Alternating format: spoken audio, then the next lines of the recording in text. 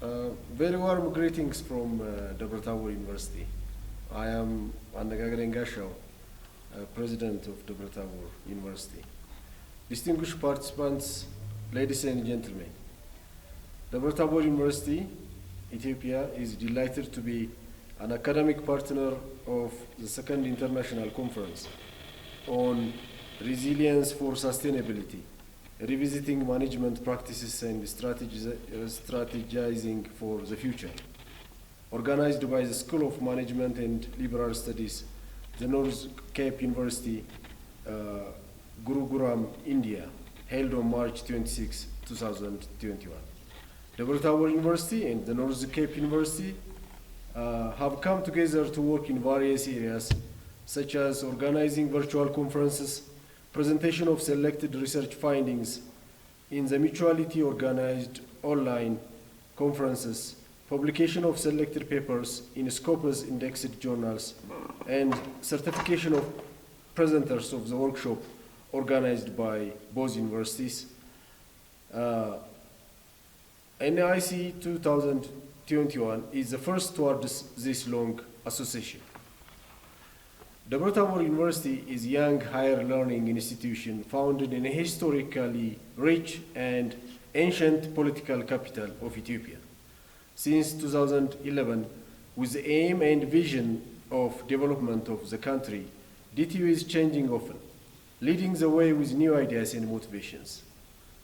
Within the last 8 years, it has been able to launch more than 50 graduate and undergraduate programs in major areas of agriculture, technology, health and medicine, natural sciences, social sciences and humanities, business and economics.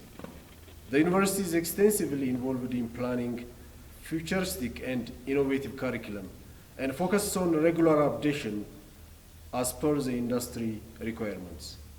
This approach also focuses on the teaching learning process to be student-centered in order to ensure sustainability and maintaining the quality of education and its value by aligning the goals of national building. In line with what the university aims to achieve, the NIC 2021 has acted as an appropriate platform for interaction of young minds with experienced expertise of academicians, professors and researchers across numerous areas working on building sustainable management practices. Revisiting management practices and strategizing for the future is our topic today. Management practices are the working methods and innovation that managers use to make the organization more efficient. It sounds good, right? Well, I am happy to tell you that it is backed by research. It's no surprise then that every company wants to improve their management practices. But the question is, how? I will start to talk about the management practices and revisiting it by stating about Frederick Winslow Taylor, who is known as the father of scientific management, who has published the book titled The Principles of Scientific Management in 1909. In his book, he suggested 14 principles that productivity would increase in jobs if jobs were optimized and simplified. He also proposed matching a worker to a particular job that suited a person's skill level and then training the workers to do that job in a specific way. Taylor first developed the idea of breaking down each job into component parts and timing each part to determine the most efficient method of working. Today, an updated version of his original theory is used by such companies as FedEx and Amazon. Digital Taylorism is based on maximizing efficiency by standardizing the tools and techniques for completing each task involved with a given job. I will not proceed to my next speech without mentioning three management theorists, Frank and Lillian Gilbert, who came up with the idea of filming workers to analyze their emotions, and the contribution of Henry Grant, who was also an associate of Taylor. He is probably best known for two key contributions to classical management theory. the Gantt chart, and the task and bonus system. The modern school of management thought comprises several other schools of thoughts. This include management science or operations research, systems school, and contingency school. According to Barnett 2017, the operations research or management science school centered its interest on the operation and control of the production process that transforms resources into finished goods and services. 2, the system school was developed by Ludwig, who focuses on understanding the organization as an open system that transforms inputs into outputs. And thirdly, the contingency or situational school of management thought, which was developed by John Woodward, Paul Lawrence in 1970s, emphasized that there is no one best way to manage and that it depends on various situational factors, such as the external environment, technology, organizational characteristics, characteristics of the manager, and characteristics of the subordinates. In the modern age, many contemporary management ideas come to practice and organized into operational management and human resource management techniques. Among the operational management techniques, total quality management, just in time, integrated computer-based technology, and supply chain partnership concepts were stated. While the human resource aspect were team-based working, empowerment, and learning culture. Wood and his colleagues has conducted a study on revisiting the use of effectiveness of modern management practices.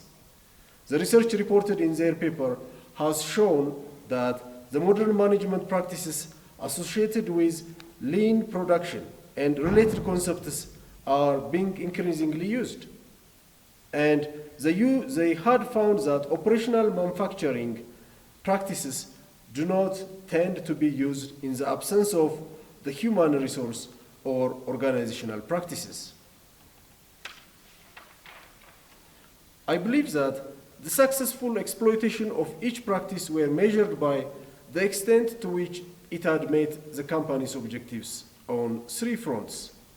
These are increasing quality, reducing costs, and thirdly, improving responsiveness. Although there are several ways to implement good management policies, I am going to highlight the ones I feel are more relevant. Some of them may seem like common sense, but if there is one thing I learned in business is never assume common sense. And I advise you to do the same.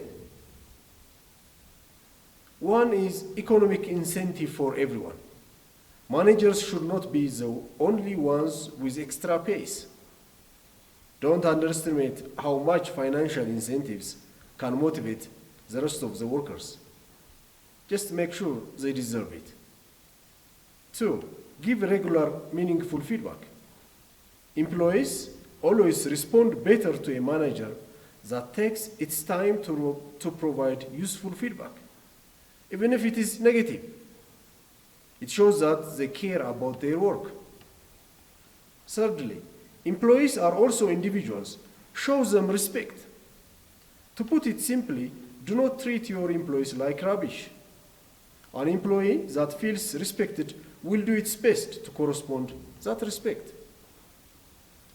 4th, managers must train.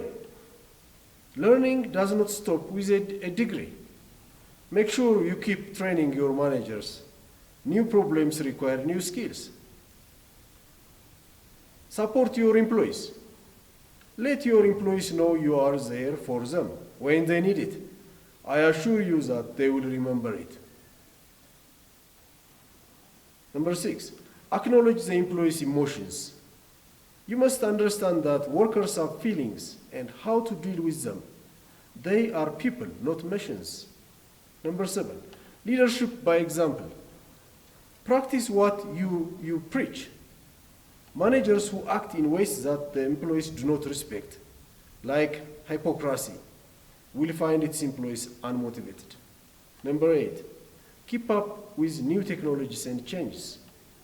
You need to stay informed regarding the new technologies available to your organization. If you want to stay competitive, upgrade or die. Simple as that.